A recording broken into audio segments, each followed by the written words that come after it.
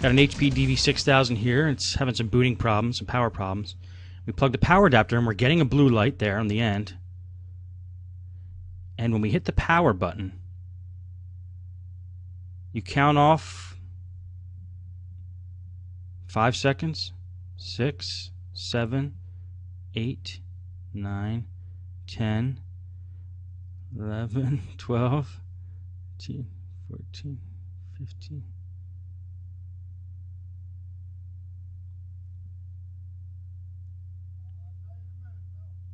About every 20 seconds, the computer turns off and reboots.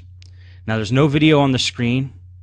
Only thing that we could tell is happening is the LEDs above the keyboard light up when you hit the power button. The fans go on, I believe, and then it just reboots. So somewhat of a common problem on the dv6000 motherboard issue. So we already have a motherboard bought for this. We're going to replace the motherboard. So we pulled the battery out already, and we're just going to pull the RAM out and the wireless card. Just get all the components off of the motherboard because that's the part we're going to be replacing.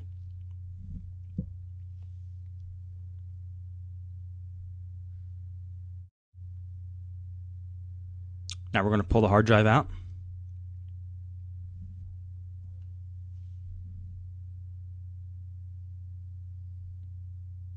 There's usually a little plastic tab that allows you to pull the hard drives out easy.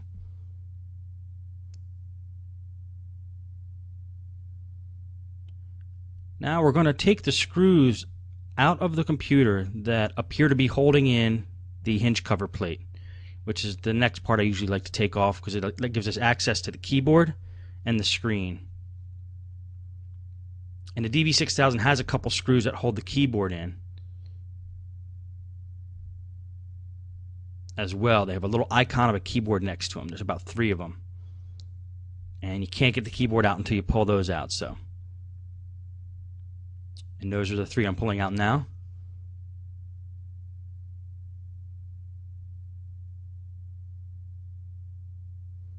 Okay, and then I'm pulling out any possible screw that might be holding that hinge cover plate on. Any screw that's directly under the hinge cover plate that might be holding it on, I like to get out. We got to take these screws out anyway, so. Now these 2 screws in the back on the dv6000 are different size than the other ones, the ones I just showed you there. Most of the other case screws here are pretty much the same length, so we don't have to worry too much about putting the screws back because we know where they go. All the ones of these long length are holding in the covers here. And sometimes I like to do this just since I'm under the laptop here and I know I got to get to the motherboard. I'm just going to pull every screw out, including the ones that are under the hinge cover plate, but might as well get them all out now. Can't hurt.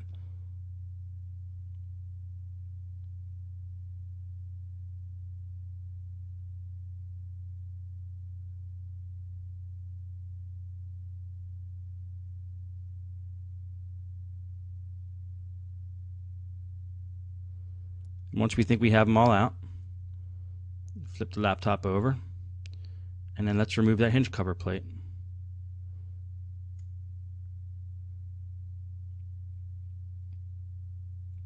dv6000s are tricky with the hinge cover plate because on the left hand side there's a couple cables that are holding it in.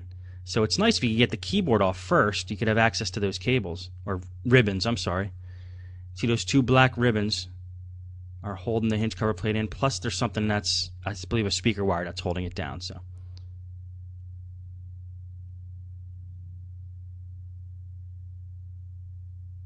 be very careful with these. They bend easy. If you bend them at more than a 90-degree angle, they might actually snap.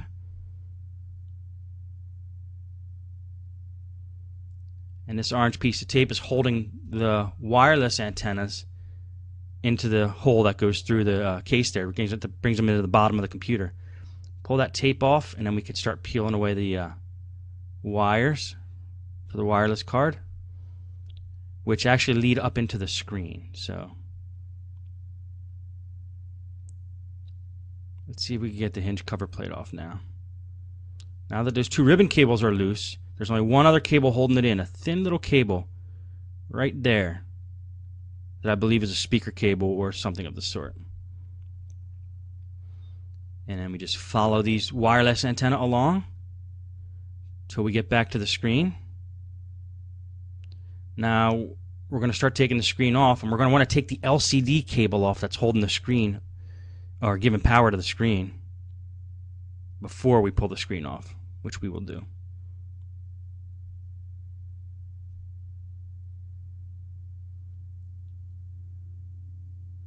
Okay, these screws I'm taking off now are just the covers of those hinges. There's two little screws holding the hinge covers on.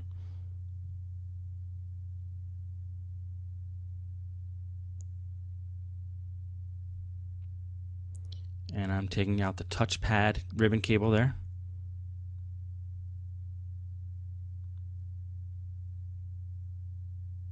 Checking if there's any screws on the back of the computer that are holding the screen in.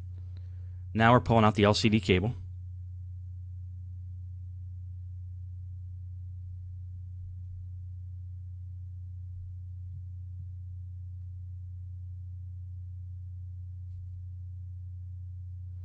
Looks like I'm looking for the correct tool here to use. Sorry about the delay. Just getting a skinny screwdriver to pull off the hinge covers. It's actually not a huge deal if you get these little black covers off. They come off with the screen, so I might give up after a while to get them off. Looks like I am.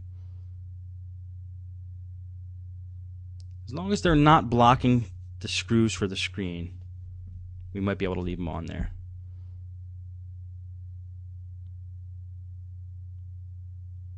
We're pulling up the LCD cable and detach that from the motherboard. So now the screen can freely come off.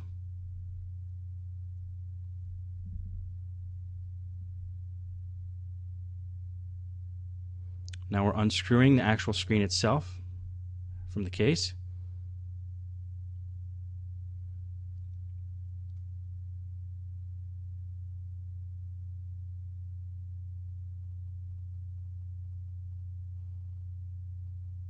And the screen comes off. So we didn't have to take those little black covers off.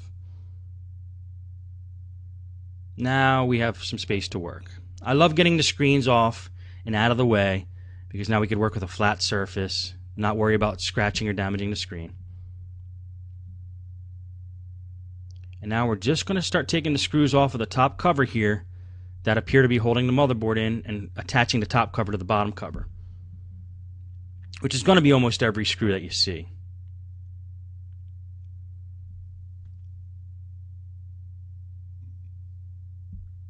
Take that back cover panel off there.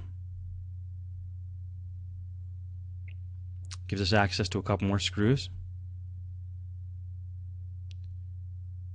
And now we should be able to pull the top cover off of the bottom cover.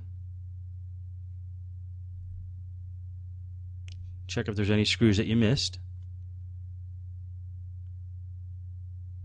And once all the ribbon cables and speaker cables and every other cable is detached, all the screws are out, we'll be able to get the cover off. When you start pulling and you feel force, look for screws that are still holding it in.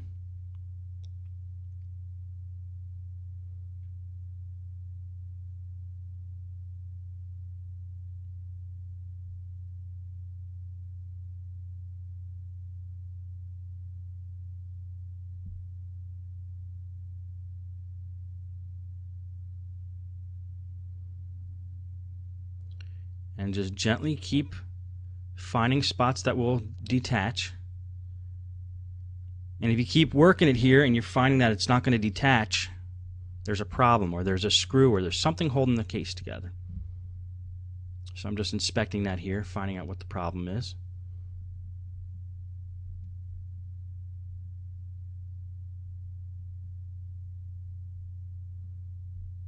Looks like all the screws are out, so the question is, why is this case not coming apart?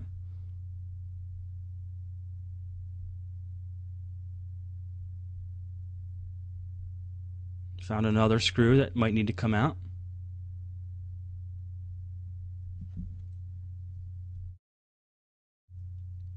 And there's actually two little hex nuts right there that the wireless card screws into. Those actually come off, and they keep the top case attached to the bottom case and attached to the motherboard. That's a little trick of a dv6000. I had to edit out the 10 minutes of video of me trying to find that out, but that is the problem there. So once you get those two screws out, now we should be able to remove the top cover from the bottom cover very easily and expose the motherboard. So those two screws were holding it in. Now if we forced it open, we would have broke something. So take a little time and try to find those things if you have to.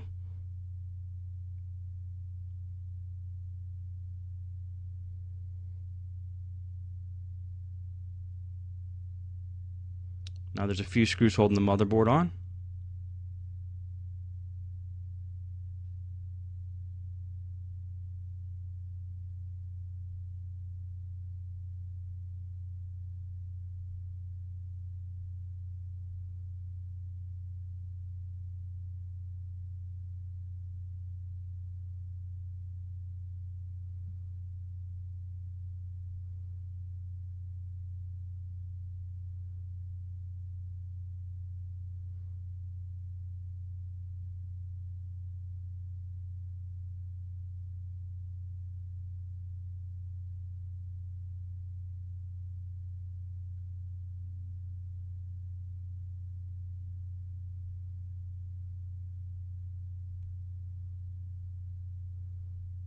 Now, there's still some force holding it in. We don't want to force anything, so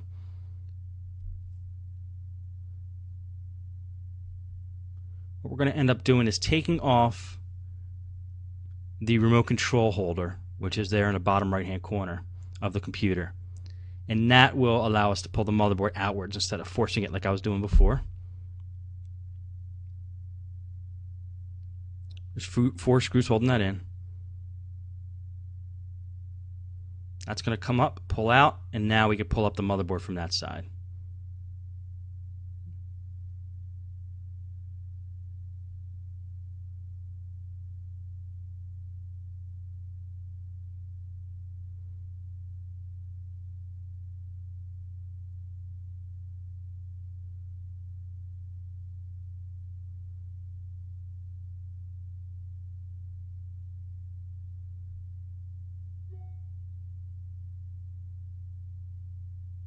There we go.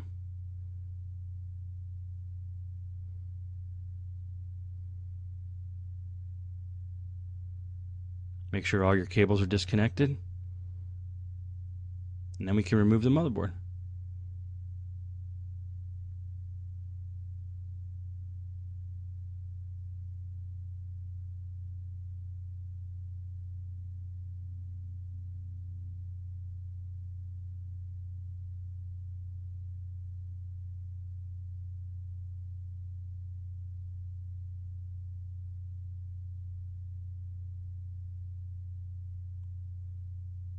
I like to take a vacuum here, and since you have these laptops open, this is a great opportunity to get the dust and dirt out. So I'm just using a Stinger wet dry vac from Home Depot, smallest one that they have, the little tiny one, which has been a great investment for the shop. And I'm using the brush.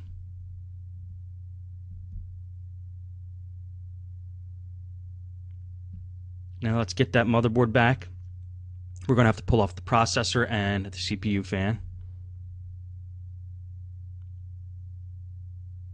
I like to loosen these screws in like a star fashion, like you're removing a tire, so you're not putting too much pressure on the processor.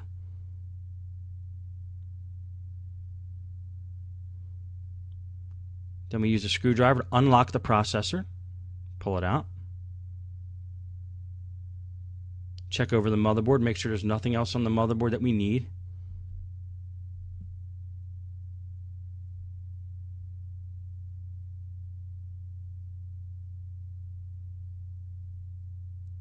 And once we determine that, grab the new motherboard and get started again.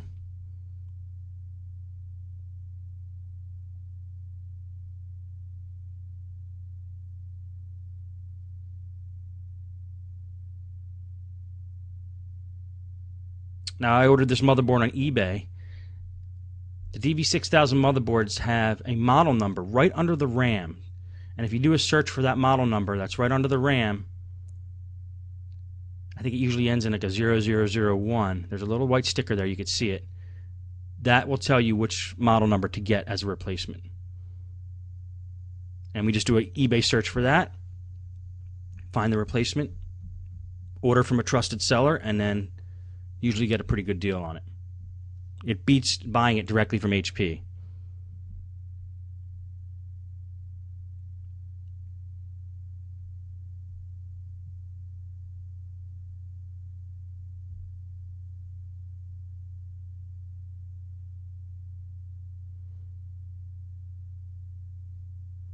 And what we're going to do is put some new thermal grease on the processor and the heatsink. If needed.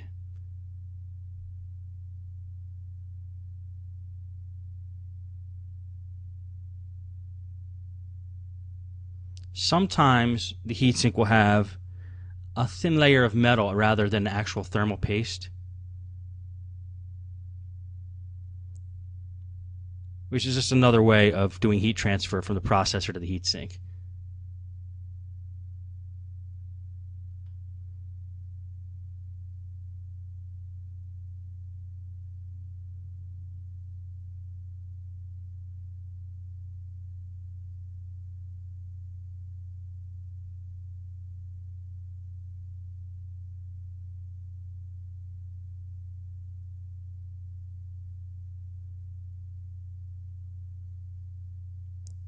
We're going to take a processor, make sure it's lined up. Make sure that the locking screw is set to unlock position before you put the processor in. Processor should just slide right in. Put a little pressure on the processor, then lock it with the locking screw. If you've never done that before, it's very easy. There's a little diagram above the actual screw that shows what position it should be in to be locked.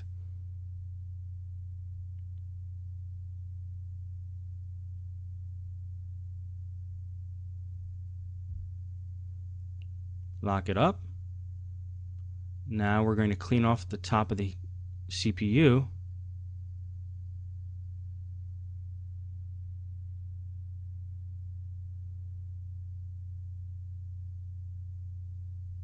And I'm actually just scraping off with my fingernail some of the hardened residue that's on the top of the CPU.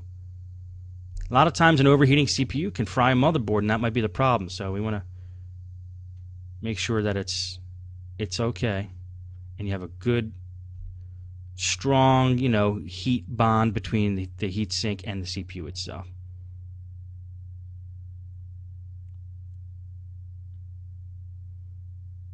And I'm using a paper towel there just to clean off the big chunks, and then I'll hit it with that toothbrush and just get all the little pieces and the fine pieces out of the way. You don't want any of that stuff floating around on top of the motherboard until we get a nice clean connection on there. Hit it with some compressed air.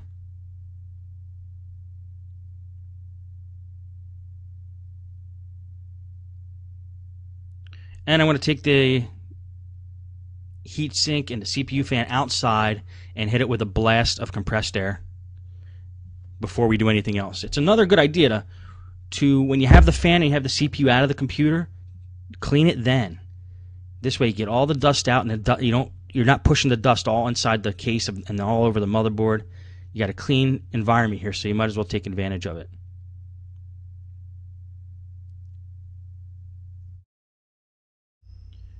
Now we're going to take some thermal grease and put a little dab of it on the processor. You don't want to put too much. I'm using Arctic Silver thermal grease. This is actually the ceramic version, but they make a silver version as well. I believe the silver is better quality, but this should be just fine.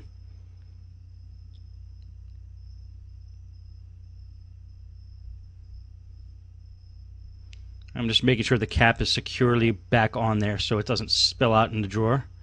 And then I take a piece of Scotch tape, and this is the best way I've found to do this. A piece of Scotch tape, I put it over my finger long ways.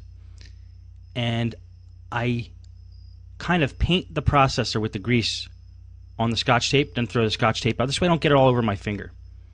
Just to make it more of an even coat. I guess I got a little on my finger, but...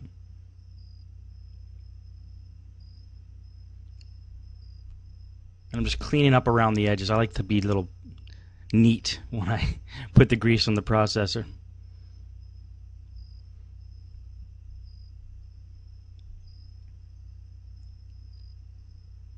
Now we're going to take the heatsink and fan and put it back on.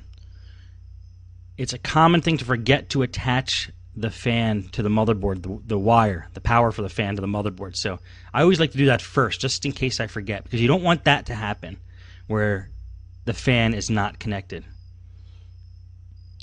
And then I like to do this in a crisscross pattern, screwing the heatsink back onto the processor. Because I don't like to put, if you just take one side and screw it all the way down, I feel like it puts too much pressure, and you want a nice even pressure put on the processor. You don't want it to get messed up anyhow.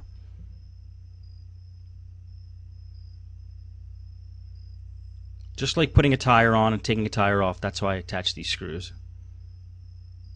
And I don't over tighten, just nice and snug.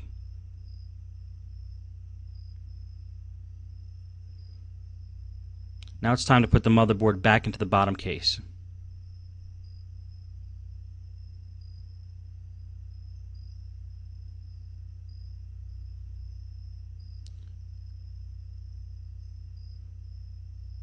There's still a little dust there in the heatsink. So, like I said before, since you have the motherboard out and the fan out, the heatsink out, clean it up while you can. I'm just using a toothbrush to get in between the fins there. Especially if it's a smoker's computer, it gets real sticky in there, so you might have to use something like a toothbrush.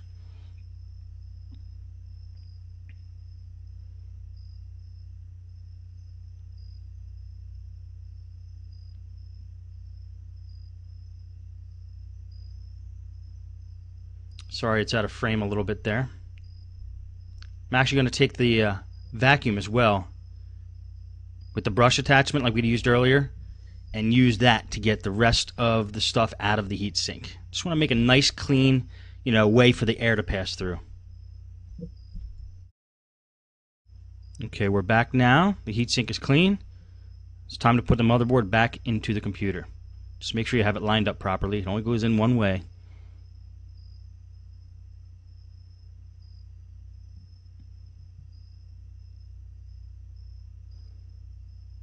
And I'm going to attach these cables first, which is the power. It actually goes to the circuit board where the power adapter plugs into. And then this other cable, which I believe is for that USB port and maybe the Ethernet port that's on that separate circuit board as well. Maybe not the Ethernet, I think it's just the USB. And as I put pieces back together, I like to just clean them up. Take a paintbrush, clean paintbrush, preferably one that's never been used with paint, and just dust everything off. Now we're going to flip this around. I'm probably going to put it in at an angle, which is usually how the motherboards kind of go in. They put them in at an angle and then lay them down flat once the angle is achieved.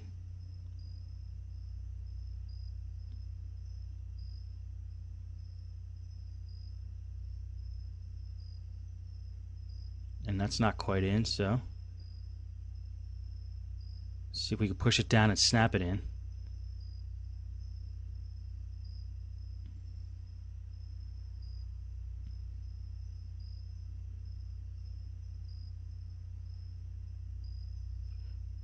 Okay, all the connectors look like they're in. Now we're just going to try to lay the other part flush.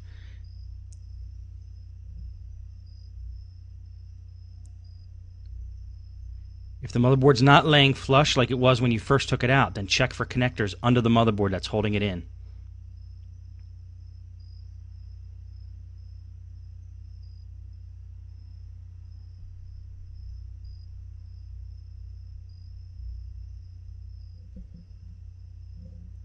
And there was a little cable stuck under there that was causing it not to lay flush.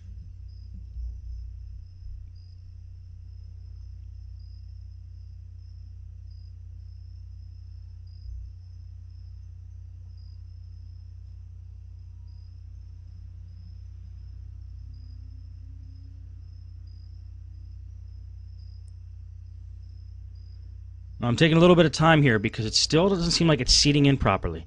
And you don't want it to arch up at all because then you know something's wrong. And then when you screw everything back together, you could actually be damaging the motherboard.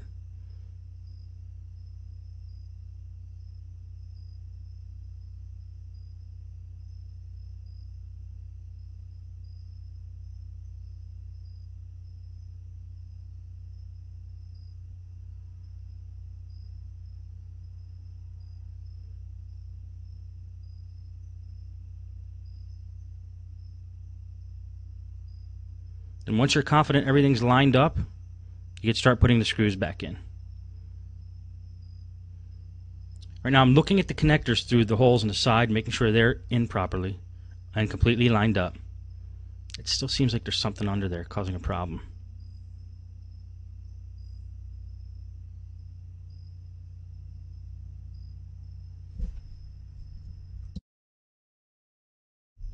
Okay, and it looks like we got everything laid flush now, so we're going to put the pieces back.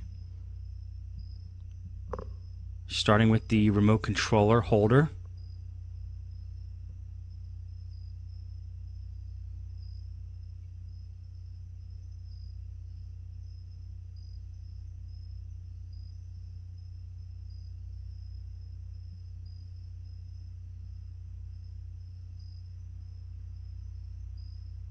Just going to put those 4 screws in.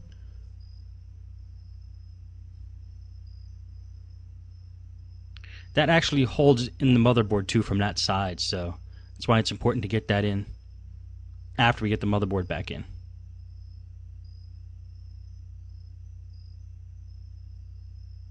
All the holes are lined up, everything's looking good.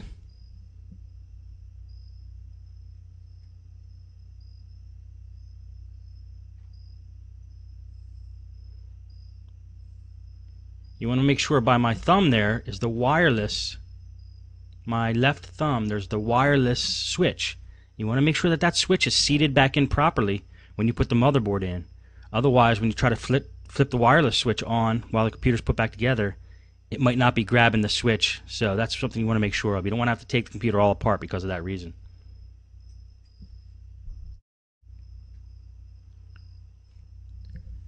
Now we're going to start putting the screws in the motherboard.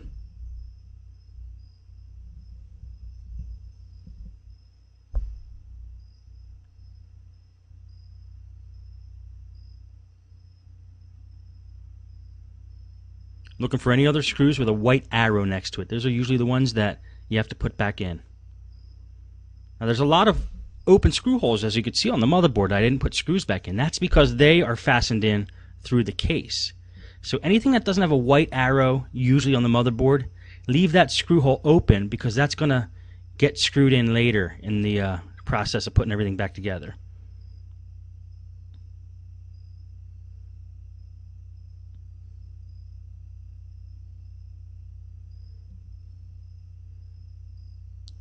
Make sure that the top case fits back on properly.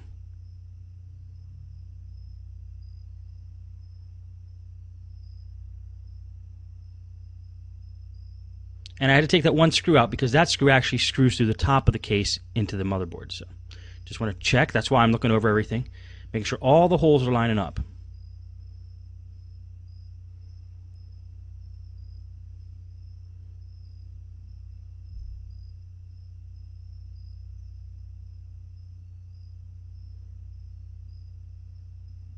Then just push around the edges of the case, make sure everything snaps in. And then start putting screws back.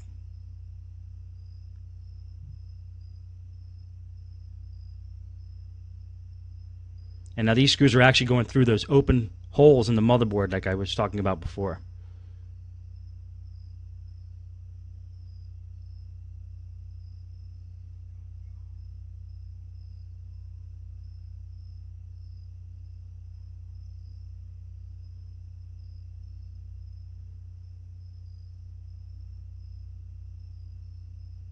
I'm going to start putting screws in the bottom.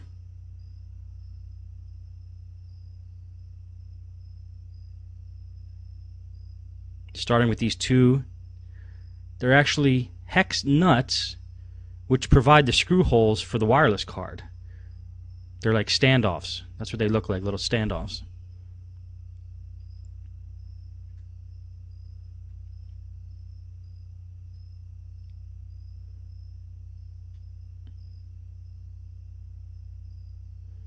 Just wanted to get that started. Sometimes I do that with a Phillips head screwdriver. And then I use the hex nut to put it back in. Now it's time to just put all the screws back in. Now I'm going to speed this up just to save you from some boredom.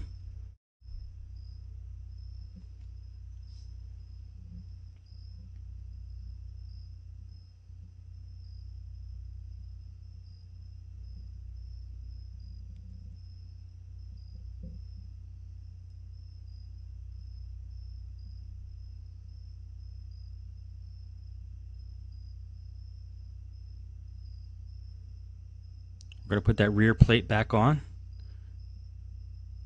which there's only one screw holding that rear plate on, that little strip, right there on the right hand side. So it's going to find the right size screw.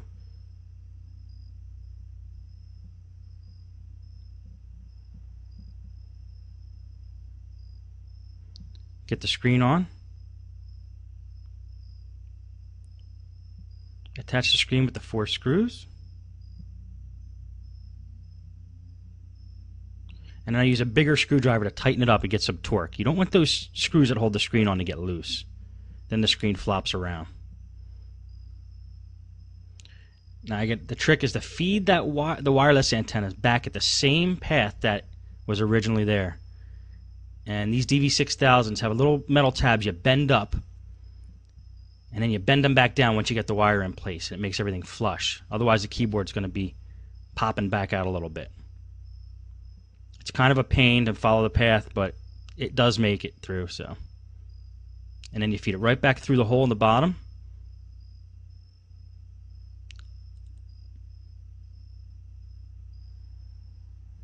And the power board here has these 2 ribbon cables you got to be very careful with.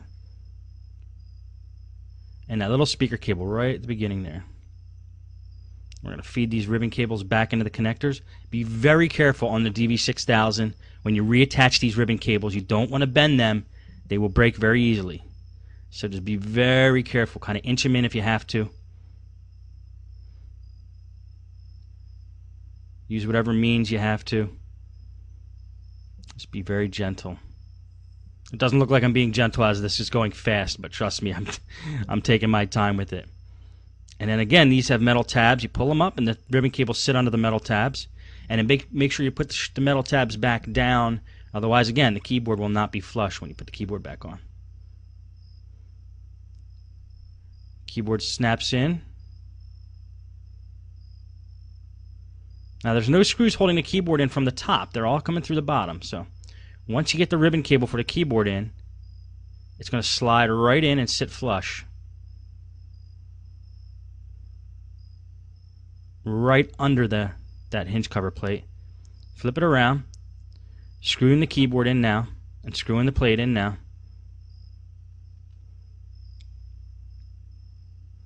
Putting all the remaining screws in the bottom.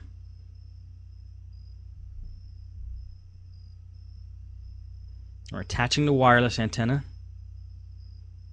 Putting in the hard drive. Putting in the CD drive, usually held in by 1 screw. Putting the RAM back in.